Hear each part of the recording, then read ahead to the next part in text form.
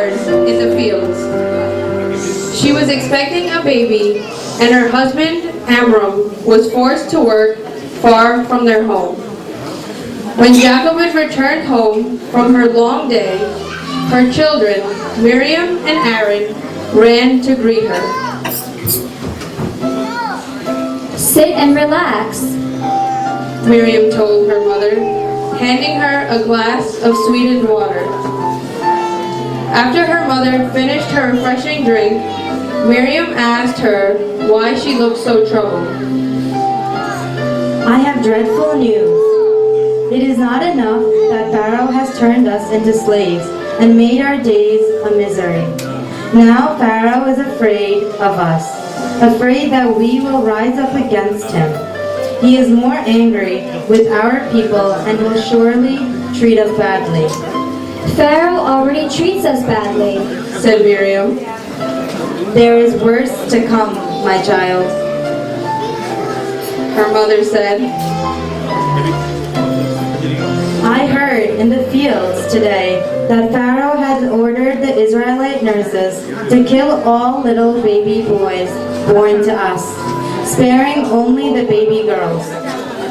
Miriam cried, That is dreadful, Mother. What if our new baby is a boy? What will we do?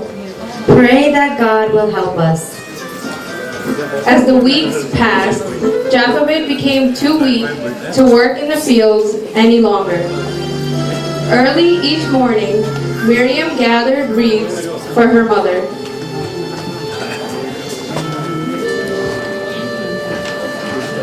Jochebed would weave the reeds into beautiful baskets that Miriam sold at the market. After bringing the reeds home, Miriam went to the well where the women of Goshen drew water for their households and discussed the latest news. One day, a kind woman helped Miriam pour water from the well. It is true, the woman whispered. The Pharaoh has ordered all Egyptians to throw every Israelite baby boy into the Nile River. Miriam ran home to tell her mother.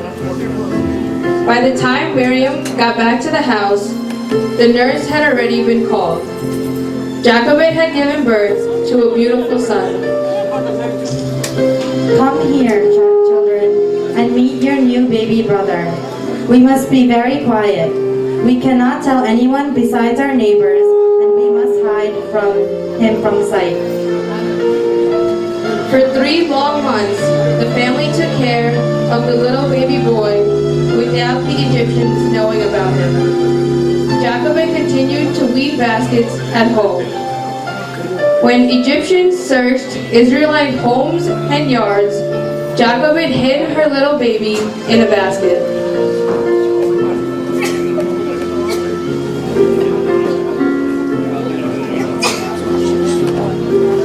One morning, Jochebed could not hide her worry from her daughter. Child, I need to speak with you. The baby is now 3 months old.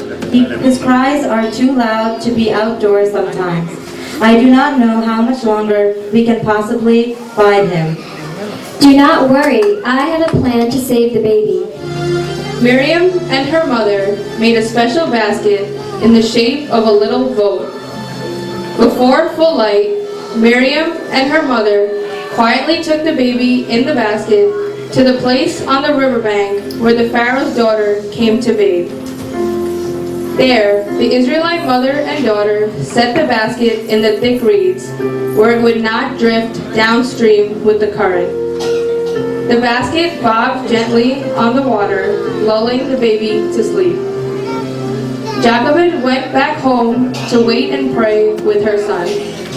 Miriam stayed hidden in the tall grass until the Pharaoh's daughter came to the river and saw the baby in the little boat. Pharaoh's daughter picked up the baby and said, How can we take care of this child? How can we keep this baby safe?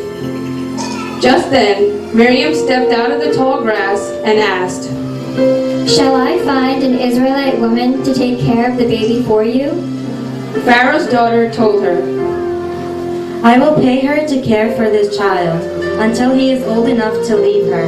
I will call him Moses, and he will be the prince of Egypt." Pharaoh's daughter then gives the child to Miriam, who took the baby and ran to her mother.